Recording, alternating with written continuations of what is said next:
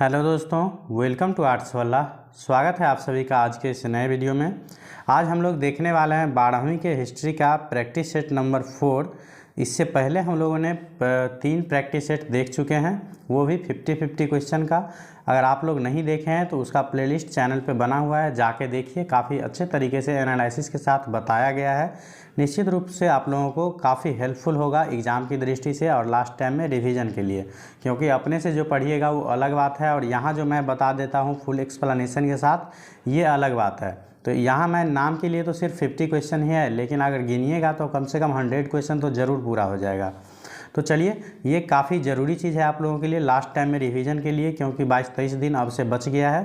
तो ज़रूर आप लोग ध्यान से पढ़ते होंगे, ये मैं पूरे उम्मीद से कह सकता हूँ। तो चलिए, हमारा जो पहला क्वेश्चन है ये है, हड़प्पा सभ्यता किस युग की सभ्यता है। तो ये सब तो अगर याद हो गया होगा, अगर पिछला 3 सेट अगर आप लोग कर लिए होंगे तो चौथा क्वेश्चन हमको लगता है 80% क्वेश्चन आप लोगों को पता ही होगा। हड़प्पा सभ्यता किस युग की सभ्यता है, तो ये हो जाएंगे कांस्य युग की सभ्यता। तो ऑप्शन नंबर बी इसका करेक्ट आंसर हो जाएगा। कांस्य युगीन सभ्यता क्यों कहा जाता है, क्योंकि कांस्य एक प्रकार का मिश्र धातु था जो टीन और शीशे से मिला के बनाया जाता था। इसीलिए हम लोग बोलते हैं जो हड़प्पा सभ्यता क्या है, तो कांस्य युगीन सभ्यता है। उसके बाद दूसरा हमारा क्वेश्चन है, जो हड़प्पा किस नदी के किनारे स्थित है। तो हड़प्पा जो है वो रावी नदी के किनारे स्थित है। तो ऑप्शन नंबर डी इसका करेक्ट आंसर हो जाएगा। और मोहनजोदड़ो जो है वो है सिंधु नदी के किनारे, तो इसे भी आप लोग ज़रूर याद रखिएगा। उसके बाद हमारा तीसरा क्वेश्चन है, जो लोथल कहाँ स्थित है। तो लोथल जो है वो गुजरात में स्थित है। तो ऑप्शन नंबर सी इसका करेक्ट आंसर हो जाएगा। उसके बाद 4 का क्वेश्चन हमारा है, जो मोहनजोदड़ो का उत्खनन किया था। तो मोहनजोदड़ो का उत्खनन किसने किया था। तो मोहनजोदड़ो का जो उत्खनन किया था ये किए थे R.D. बनर्जी। तो ऑप्शन नंबर सी इसका करेक्ट आंसर हो जाएगा। R.D. बनर्जी का मतलब हुआ राखल दास बनर्जी। तो और पूछा जाए कब किया था, तो याद रखिएगा 1922 ईस्वी में किया था। उसके बाद राय बहादुर दयाराम साहनी ने 1921 ईस्वी में हड़प्पा का उत्खनन किया था। तो इसे भी आप लोग ज़रूर याद रखिएगा। जो हड़प्पा का उत्खनन किसने किया था, तो राय बहादुर दयाराम साहनी। अगर मोहनजोदड़ो को पूछा जाए तो याद रखिएगा राखल दास बनर्जी। अगर कब पूछा जाए तो राय बहादुर दयाराम साहनी ने हड़प्पा का उत्खनन करवाया था 1921 ईस्वी में, और राखल दास बनर्जी ने मोहनजोदड़ो का उत्खनन करवाया था 1922 ईस्वी में। तो इसे भी आप लोग निश्चित रूप से याद रखिएगा। उसके बाद हमारा 5 नंबर क्वेश्चन है, जो इंडिका के लेखक कौन है। तो इंडिका के लेखक जो है कौन है, तो ये हो जाएंगे मेगास्थनीज। तो ऑप्शन नंबर बी इसका करेक्ट आंसर हो जाएगा। उसके बाद कौटिल्य या चाणक्य की पुस्तक का नाम आप लोगों को पता है, तो ये हो जाएंगे अर्थशास्त्र। पता होगा, ये नाम के लिए अर्थशास्त्र है, लेकिन इसका विषय वस्तु जो है वो राजनीतिक है। तो याद रखिएगा, जो बुक का नाम है अर्थशास्त्र, जिसके लेखक कौन है, कौटिल्य बोल सकते हैं या चाणक्य या विष्णुगुप्त, तीनों एक ही का नाम है। तो आप लोग ज़रूर याद रखिएगा, क्योंकि अलग अलग किताब में अलग अलग नाम से दिया रहता है, इससे आप लोग कन्फ्यूज होते हैं। लेकिन मैं एक जगह इकट्ठा बता देता हूँ ताकि कोई कन्फ्यूजन आपके मन में नहीं रहे। यही होता है प्रैक्टिस सेट का देखने का मतलब और अपने से पढ़ने का दोनों में अंतर। उसके बाद हमारा 6 नंबर है, जो गुप्त वंश के किस शासक का भारत का नेपोलियन कहा जाता है। तो बोल रहा है गुप्त वंश के ऐसा कौन सा शासक है जिसे भारत का नेपोलियन कहा जाता है, तो ये कहा जाता है समुद्रगुप्त को। तो ऑप्शन नंबर बी इसका करेक्ट आंसर हो जाएगा। उसके बाद 7 नंबर क्वेश्चन हमारा है, जो प्राचीन भारत में धम्म की शुरुआत किसने की थी। तो ये भी मैंने पिछले क्वेश्चन सब में बताया है। अगर पिछला 3 प्रैक्टिस सेट आप लोग देख लेते हैं ध्यान से, तो निश्चित रूप से आगे आने वाला जितना भी प्रैक्टिस सेट होगा उसमें से 80% क्वेश्चन आप लोगों से बन जाएगा। तो प्राचीन भारत में जो है धम्म का शुरुआत किसने किया था, तो ये किया था अशोक ने। तो ऑप्शन नंबर सी इसका करेक्ट आंसर हो जाएगा। धम्म जो था अशोक के द्वारा विभिन्न धर्मों को सम्मिलित रूप से चलाया गया एक कॉमन धर्म समझ सकते हैं, जो अशोक ने चालू किया था। उसके बाद नेक्स्ट हमारा है 8 का, जो मनुस्मृति में कितने प्रकार के विवाह का उल्लेख किया गया है। तो मनुस्मृति में पूछे या चाहे महाभारत में पूछे तो बताइएगा, जो 8 प्रकार के विवाह का उल्लेख किया गया है। तो ऑप्शन नंबर सी इसका करेक्ट आंसर हो जाएगा। जैसे देव विवाह होता है, राक्षस विवाह होता है, उसके बाद गंधर्व विवाह होता है, तो ये सभी मतलब कुल 8 प्रकार के विवाह का वर्णन उसमें किया गया है। उसके बाद 9 का क्वेश्चन हमारा है, जो महाभारत का युद्ध कितने दिनों तक चला। तो महाभारत का युद्ध जो है कुरुक्षेत्र में हुआ था हरियाणा में, जो 18 दिनों तक चला था। तो ऑप्शन नंबर डी इसका करेक्ट आंसर हो जाएगा। लास्ट टाइम के रिवीजन के लिए ये प्रैक्टिस सेट काफ़ी ज़रूरी है, तो आप लोग से रिक्वेस्ट रहेगा तो इसे ज़रूर देखा कीजिए और शेयर भी ज़रूर कीजिए, क्योंकि इसके बाद जो आप लोगों का रुचि जो है ना दिन पर दिन घटता जा रहा है, लेकिन एग्ज़ाम के टाइम में ये सब ठीक नहीं है। प्रैक्टिस करना आप लोगों के लिए काफ़ी ज़रूरी है, तभी ये जाके आप बेहतर स्कोर कर सकते हैं एग्ज़ाम में। उसके बाद नेक्स्ट हमारा 10 नंबर क्वेश्चन है, बोला जा रहा है महाभारत में गंगा पुत्र के नाम से किसे जाना जाता है। तो गंगा पुत्र के नाम से जो जाना जाता है यह जाना जाता है भीष्म का। तो ऑप्शन नंबर बी इसका करेक्ट आंसर हो जाएगा। एक दोस्त ने कमेंट किया जो आप बहुत फास्ट बोलते हैं, तो मैं उनसे कहना चाहूँगा जो फास्ट हम बोलते हैं इसलिए क्योंकि क्वेश्चन काफ़ी ज़्यादा रहता है, 50 क्वेश्चन काफ़ी ज़्यादा होता है, इसमें काफ़ी ज़्यादा समय लग जाता है। तो मेरा प्रयास रहता है जो कितना कम टाइम में आप लोगों को कितना अधिक से अधिक क्वेश्चन का प्रैक्टिस करवा दिया जाए। फिर भी अगर कोई डाउट रहे तो ज़रूर मतलब बताया कीजिए कमेंट बॉक्स में, इसमें मैं प्रयास करूँगा थोड़ा स्लो बोले। और जो भी दिक्कत हो आप लोग निश्चित रूप से कमेंट कीजिएगा, उसका 100% रिप्लाई मेरे तरफ से दिया जाएगा। उसके बाद 11 नंबर क्वेश्चन हमारा है, जो श्वेतांबर एवं दिगंबर का संबंध किस धर्म से है। तो श्वेतांबर और दिगंबर का संबंध पूछा जाए तो याद रखिएगा, जैन धर्म जब 2 भागों में बटा था तो उसके एक भाग का नाम था श्वेतांबर और दूसरे भाग का नाम था दिगंबर। तो ऑप्शन नंबर डी इसका करेक्ट आंसर हो जाएगा।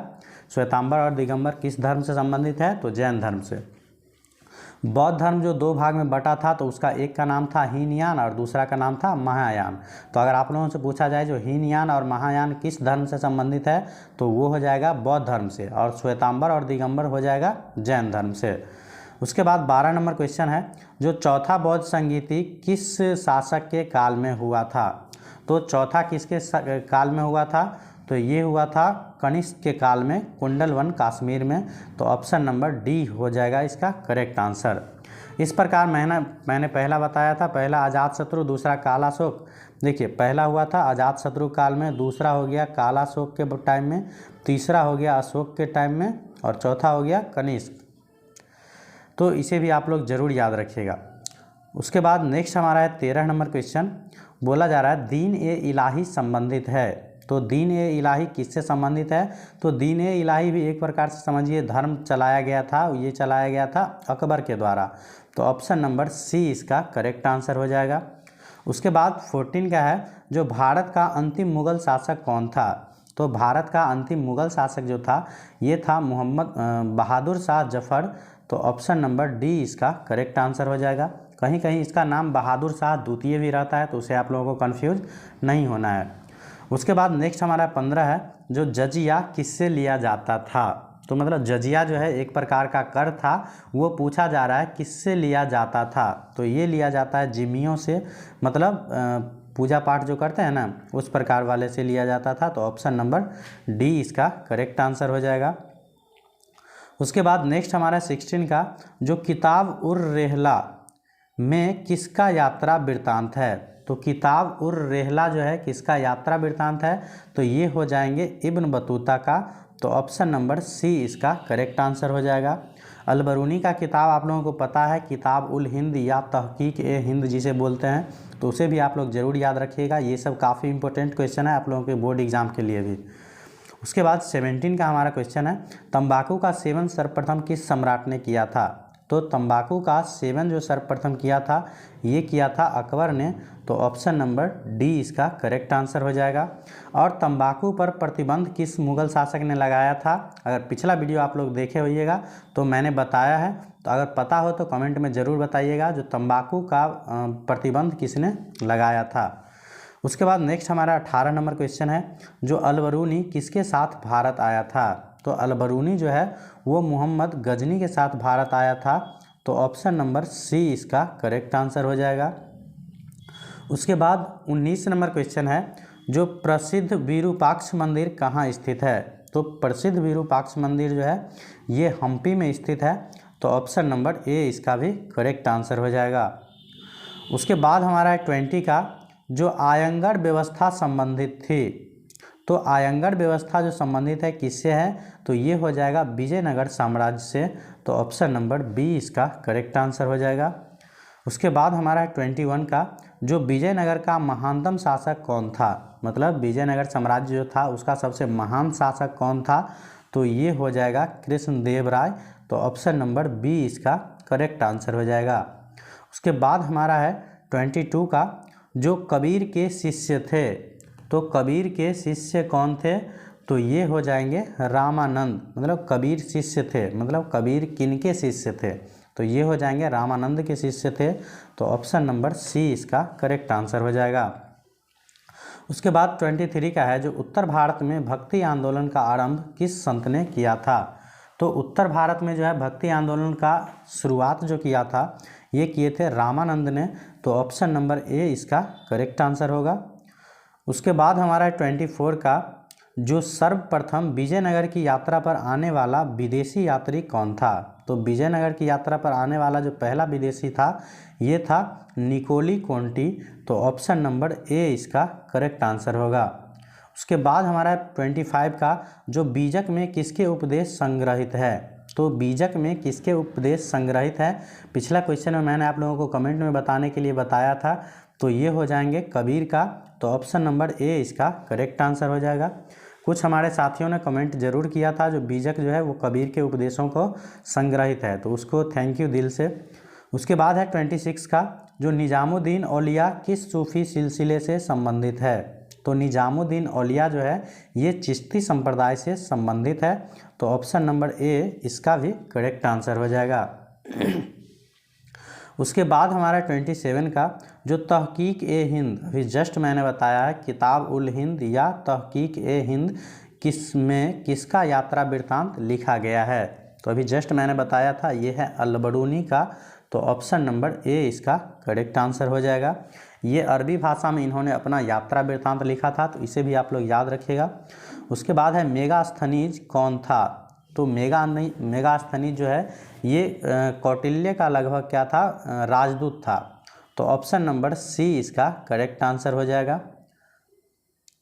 मेगास्थनीज क्या था, राजदूत था, यात्री था, ये आप लोग चलिए अगर डॉट हो तो कमेंट में ज़रूर बताया कीजिए आप लोग 28 का। उसके बाद हमारा 29 का, जो बिहार और बंगाल में अस्थाई बंदोबस्त शुरू करने का श्रेय किसे जाता है, तो मैंने बताया था जो बिहार, बंगाल और उड़ीसा तीनों जगह एक ही साथ अस्थाई बंदोबस्त लगाया गया था 1793 ईस्वी में।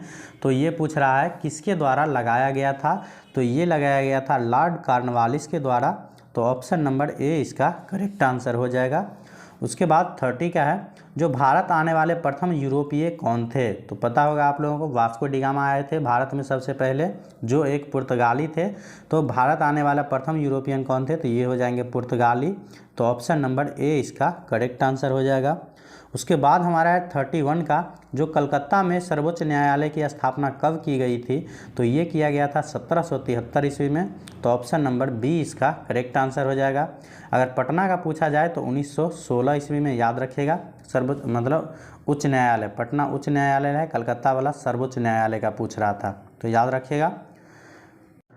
उसके बाद हमारा 32 का क्वेश्चन बोला जा रहा है, पुर्तगालियों ने गोवा पर कब अधिकार किया, तो पुर्तगालियों ने जो है 1510 ईस्वी में गोवा पर अधिकार किया था। तो ऑप्शन नंबर सी इसका करेक्ट आंसर हो जाएगा। उसके बाद 33 का है, जो संथाल विद्रोह कब हुआ था, तो संथाल विद्रोह जो हुआ था वो 1855-56 में हुआ था। तो ऑप्शन नंबर डी इसका करेक्ट आंसर हो जाएगा।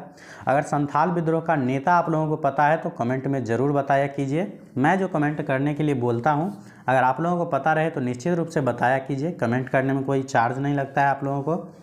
उसके बाद हमारा 34 का, जो दामिन ई कोह क्या था, तो दामिन ई कोह जो है दान में देने वाला एक भूभाग था, मतलब भूमि का एक भाग था। तो दामिन ई कोह बोल सकते हैं भूभाग हो जाएगा। तो ऑप्शन नंबर ए इसका करेक्ट होगा।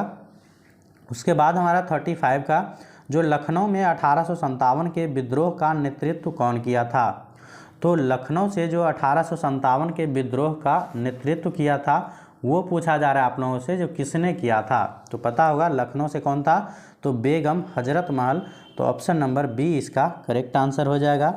उसके बाद रानी लक्ष्मीबाई कहाँ से था, तो ये झांसी से था। वीर कुंवर सिंह कहाँ थे, हमारे बिहार के आरा से। उसके बाद नाना साहब कहाँ से थे, ये आप लोग कमेंट में बताइएगा। उसके बाद हमारा है 36 का, जो 1857 के विद्रोह के समय भारत का गवर्नर जनरल कौन था। तो 1857 के विद्रोह के समय जो है भारत का गवर्नर जनरल कौन था, तो ये था लॉर्ड कैनिंग। तो ऑप्शन नंबर सी इसका करेक्ट आंसर हो जाएगा। उसके बाद नेक्स्ट हमारा है 37 का, जो व्यपगत का सिद्धांत किसने दिया था। तो व्यपगत का सिद्धांत कह लीजिए या डॉक्ट्राइन ऑफ लैप्स या हड़प नीति, तीनों बात एक ही हुआ।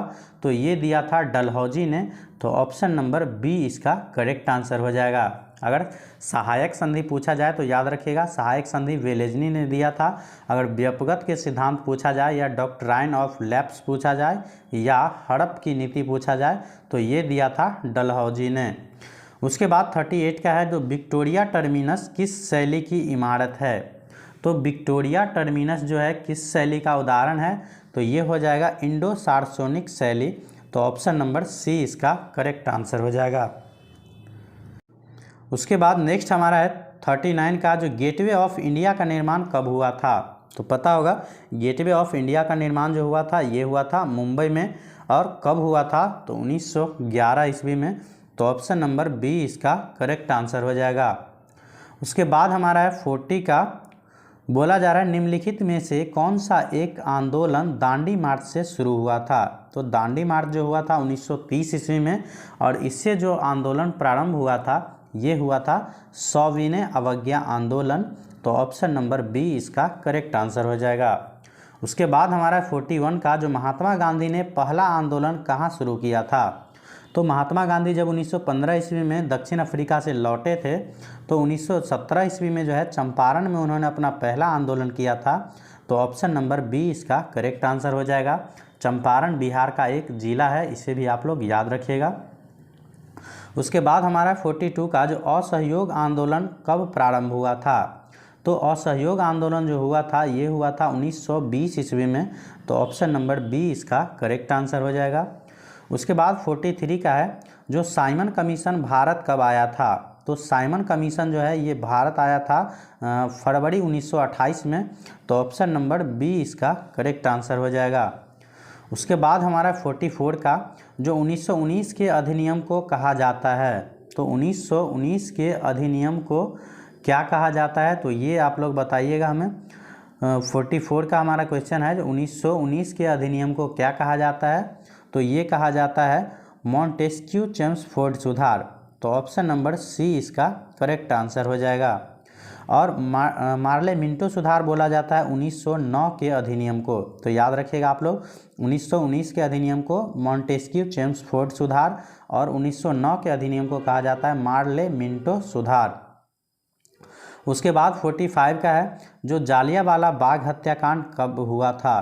तो जालियांवाला बाग हत्याकांड जो हुआ था ये हुआ था 13 अप्रैल 1919 ईस्वी को। तो ऑप्शन नंबर ए इसका करेक्ट आंसर हो जाएगा। ये हुआ था अमृतसर पंजाब में जालियांवाला बाग हत्याकांड। उसके बाद 46 का है हमारा क्वेश्चन है, जो बंगाल के विभाजन की घोषणा कब हुई थी। तो ये शायद 2-3 वीडियो मैंने बता चुका हूँ। जो बंगाल के विभाजन की घोषणा जो किया गया था 1905 ईस्वी में।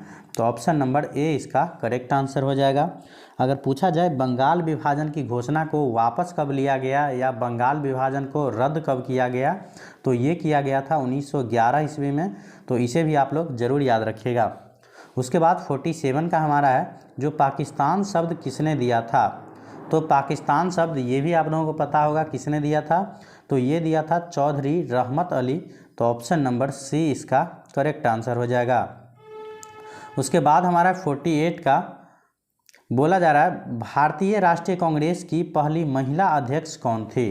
तो भारतीय राष्ट्रीय कांग्रेस की पहली महिला अध्यक्ष ये हो जाएगा एनी बेसेंट। तो ऑप्शन नंबर ए इसका करेक्ट आंसर हो जाएगा। अगर पूछ लिया जाए कभी भारतीय राष्ट्रीय कांग्रेस की प्रथम भारतीय महिला अध्यक्ष, तो प्रथम भारतीय पूछा जाए तब ये हो जाएगा सरोजनी नायडू। तो इस प्रकार के क्वेश्चन में स्टूडेंट अक्सर कंफ्यूज रहते हैं या कंफ्यूज हो जाते हैं, उसमें गलती मार देते हैं। तो याद रखिएगा सीधा पूछा जाए जो भारतीय राष्ट्रीय कांग्रेस के पहली महिला अध्यक्ष तो ये हो जाएंगे एनी बेसेंट। अगर पूछा जाए भारतीय राष्ट्रीय कांग्रेस के प्रथम भारतीय महिला अध्यक्ष, तो ये हो जाएगा सरोजनी नायडू। तो इसे आप लोग गौर से देखिएगा। उसके बाद 49 का है, जो भारतीय संविधान कब लागू किया गया था। तो भारतीय संविधान को लागू होना या बोल सकते हैं हमारा देश गणतंत्र हुआ था, तो कब हुआ था, तो ये हो जाएगा 26 जनवरी 1950 ईस्वी को। तो ऑप्शन नंबर डी इसका करेक्ट आंसर हो जाएगा। उसके बाद 50 का है, जो स्वतंत्र भारत के प्रथम राष्ट्रपति कौन थे। तो स्वतंत्र भारत के राष्ट्रपति जो हो जाएंगे ये हो जाएगा राजेंद्र प्रसाद। तो ऑप्शन नंबर सी इसका करेक्ट आंसर हो जाएगा। अगर स्वतंत्र भारत के पहला प्रधानमंत्री आप लोगों को पता हो, पीएम प्राइम मिनिस्टर, तो आप लोग कमेंट में बताइएगा। ये मैं आप लोगों के लिए एक टास्क देके जा रहा हूँ, तो आप लोग कमेंट में ज़रूर बताया कीजिए यह वीडियो आप लोगों को कैसा लगा। इसमें अगर कुछ कमी हो तो उसे भी आप लोग कमेंट के माध्यम से ज़रूर बताया कीजिए। तो इसी प्रकार के वीडियो देखने के लिए चैनल को सब्सक्राइब कर लीजिए और वीडियो पसंद आए तो लाइक ज़रूर कर दीजिएगा हमारी मोटिवेशन के लिए। Thank you for watching.